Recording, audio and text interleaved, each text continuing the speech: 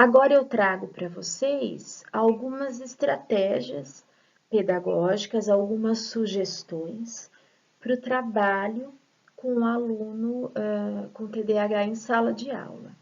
Sempre reforço, quando nós falamos em estratégias, elas são de forma generalizadas. Há casos e casos. Só que dentro de uma aula, dentro de uma formação, não tem como a gente falar de casos em específico, não é? Eu uso os exemplos que eu conheci, mas assim, caso a caso, né? Fica um pouco complicado. Então, eu vou passar para vocês sempre de uma forma geral. E daí, quando houver necessidade, cada um fará, né, o uso dessa estratégia ou não. A primeira, quando o professor der alguma instrução, pedir ao aluno para repetir as instruções ou compartilhar com um amigo antes de começar a tarefa. Porque assim a energia dele já vai sendo canalizada. Quando o aluno desempenhar a tarefa solicitada, oferecer sempre o feedback positivo. E aqui, pessoal, fala além, né, dessa questão do feedback positivo, é essa compensação. Dentro do TDAH, a compensação, ela é muito importante, porque ele tem essa necessidade, né? Toda essa questão de impulsividade, né, desse agito neural, faz com que ele tenha uma insegurança maior que todos os outros. Então, essa compensação para ele é muito importante. A compensação com elogio, com uma estrelinha, com um desenhinho, com um carimbinho, isso na terapia com TDAH é uma forma de buscar a atenção. Logicamente que numa sala de aula isso não vai ser diferenciado, mas assim a gente já saber disso, né? Vejam que aqui eu coloquei, né, puxei das referências o que é mais direcionado para nós, mas até um aceno de mão, ou seja, uma resposta direcionada para ele. Entendemos compensação como isso. Não criticar e apontar em hipótese alguns erros cometidos como falha no desempenho. Alunos com TDAH precisam de suporte, encorajamento, parcerias e adaptações. Esses alunos devem ser respeitados, isso é um direito. A atitude positiva do professor é fator decisivo para a melhora do aprendizado. Não é tão simples ter esse aluno com TDAH em sala de aula, né? E na grande maioria, ele acaba não influenciando os outros, ele acaba sendo um ser isolado, porque os outros, eles vão percebendo essa diferença, eles vão percebendo que esse comportamento do aluno não é tão comum, e que aquilo atrapalha, e que aquilo traz prejuízo. Então, isso também é um dificultador para o trabalho, porque nós não queremos, né? A proposta da educação inclusiva não é com que nenhum aluno fique excluído, independente do seu diagnóstico. Então, lidar com isso em sala de aula precisa de um olhar muito pontual para esse aluno. Um olhar aberto, um olhar acolhedor, e uma boa gestão de sala de aula que consiga lidar com tudo isso. É simples, não é simples, as salas numerosas, as salas que há alunos com outras questões comportamentais que não o TDAH, mas isso tem que ser olhado, né? O objetivo nosso é o atendimento do aluno. Então, ser olhado de uma forma respeitosa e sempre buscando estratégias. As estratégias, em relação às estratégias, buscar o que esse aluno faz, né? De terapia, de acompanhamento. Se ele fizer, é muito importante nós sabermos para agirmos também dentro da mesma linha de trabalho. Na medida do possível, oferecer para o aluno e toda a turma tarefas diferenciadas. Os trabalhos em grupo e a possibilidade do aluno escolher as atividades nas quais quer participar são elementos que despertam o interesse e a motivação. Então, é mais fácil conseguir pela motivação a canalização da atenção. É preciso ter em vista que cada aluno aprende no seu tempo e que as estratégias deverão respeitar a individualidade e especificidade de cada um. Então, como eu disse para vocês, pode aparecer a dificuldade de aprendizagem associada ao TDAH, sim, certo? Mas é associada, não faz parte dos sintomas, certo? E lembrem-se sempre disso. A motivação, ela canaliza a atenção. Nós conseguimos fazer com muito maior atenção, empenho, atividades nas quais nós estamos motivados. Optar por, sempre que possível, dar aula com materiais audiovisuais, computadores, vídeos e outros materiais diferenciados. E aqui traz a diversidade dos recursos. Quanto maior o número de recursos que chamem essa atenção, maior a chance desse nosso aluno participar. Adaptações no ambiente. Isso é muito importante. Eu deixei até em negrito a questão dos distratores, não é? Então, vejam só, não é indicado que alunos com TDAH sentem-se junto à porta, janela e nas últimas fileiras da sala de aula. É histórico nós colocarmos o aluno que dá trabalho nas últimas carteiras, não é? Só que para o TDAH, os distratores do ambiente atrapalham e muito. Vão deixar a atenção dele mais prejudicada ainda. Então, quanto mais eu trouxer esse aluno para junto de mim, melhor a minha ação, certo? Usar sinais visuais e orais. O professor pode combinar previamente com o aluno pequenos sinais, cujo significado só o aluno e o professor compreendem. Por que isso? Principalmente para os alunos maiores que já percebem a sua condição. Então, quando aquela impulsividade, né, aquela exagero na atividade está muito grande, o professor pode dar sinais para ele, para que ele busque voltar de novo à sua quietude, sair daquele momento de hiperatividade tão grande.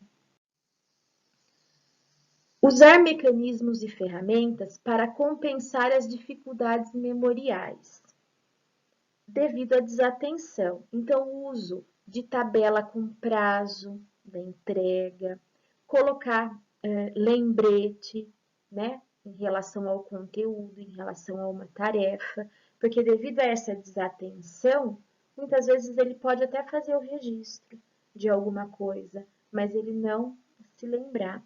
Então, o fato de usar aí mecanismos, ferramentas, isso não é só para o TDAH, né?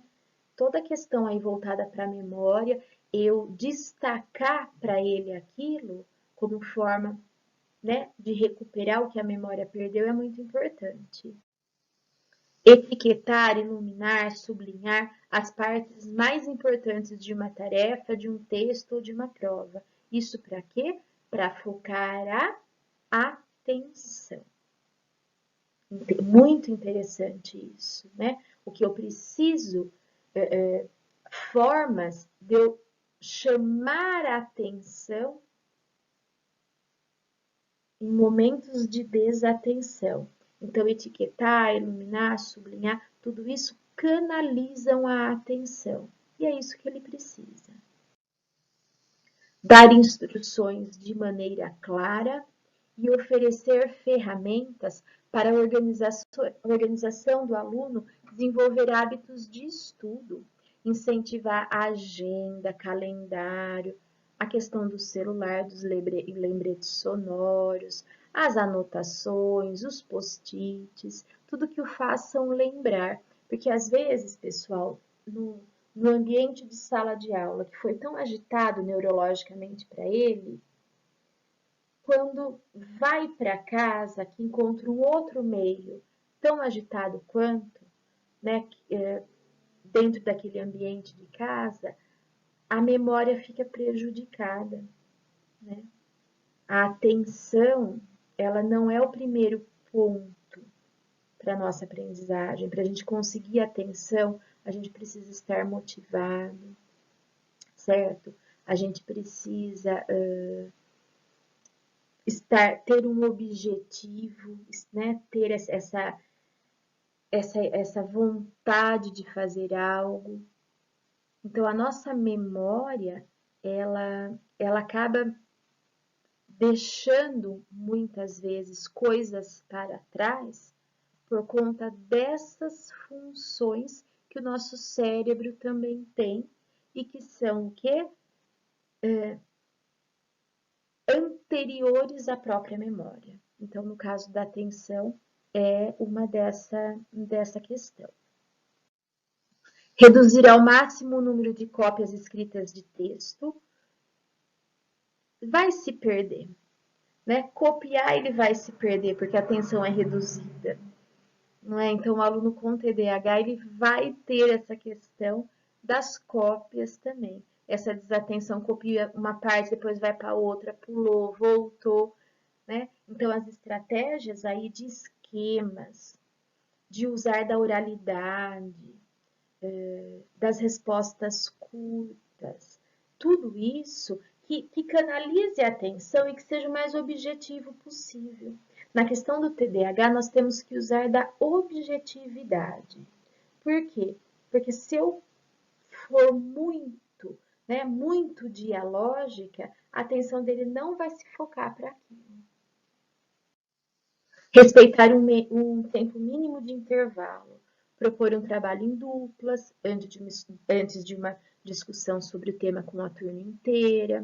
Então, diversificar os tipos de aula, a nossa gestão de sala de aula, as nossas estratégias em sala de aula. Né? Isso precisa ser pensado, porque uma aula igual todo o período, isso não vai focar a atenção do aluno. Muitas vezes não vai focar a atenção de vários dos alunos, mas no caso do TDAH vai ser de forma, não é bem pontual aí. Explicar de maneira clara e devagar quais são as técnicas de aprendizado que estão sendo utilizadas. Para ele ir antecipando o que nós vamos trabalhar. Bom, nós vamos usar, vamos supor, um jornal, nós vamos fazer nessa aula anotações em relação à notícia do jornal, ou anotação em relação a um trecho de livro. Então, antecipar o que vai acontecer também cessa um pouquinho essa ansiedade dele. E antes de concluir, esse é o nosso último slide, eu quero colocar assim para vocês, pessoal. Então, a questão do TDAH, ele existe, nós já sabemos. Em nenhum momento eu falei da facilidade para lidar com essa criança, não é? Porque lidar com alguém que tenha uma agitação, uma impulsividade muito grande, é difícil. Quando nós pensarmos no TDAH, também não pensarmos só nessa questão da falta de limite, da falta de regra, eu acho que eu deixei isso claro para vocês, e nós termos também em mente que independe dele. Se é neural, independe dele. Né? Filtrar, sim, o que é do transtorno e o que não é, isso é muito importante, certo? Mas aquelas questões assim, a gente tem que cansá-lo, deixa que corra, que isso, que aquilo para cansar, não é assim. Né? Não é uma energia acumulada que quando gastada acaba, né? É neural. Então são muitos sinais neurais ao mesmo tempo. Para um adulto com TDAH, vamos supor como eu aqui estar gravando esse vídeo, eu imagino como seria difícil. O meu celular aqui já vibrou várias vezes, não é? Os passarinhos estão aqui na janela. Eu já ouvi que tocou o telefone em casa. Ele ia parar 1000 vezes, não é? Porque ele ia precisar ver o que estava acontecendo. Então, são situações que para nós conseguimos fazer esse controle. Nós conseguimos filtrar tudo isso. E eles nem sempre, certo? Então, na maioria, eles tomam medicamento mesmo, nós sabemos disso, é a realidade, principalmente do sistema público de saúde, indicar os medicamentos, alguns deles a família não precisa nem pagar porque consegue por essas questões populares, enfim, né? O tratamento do TDAH ele está muito longe do real. É isso que a medicina traz.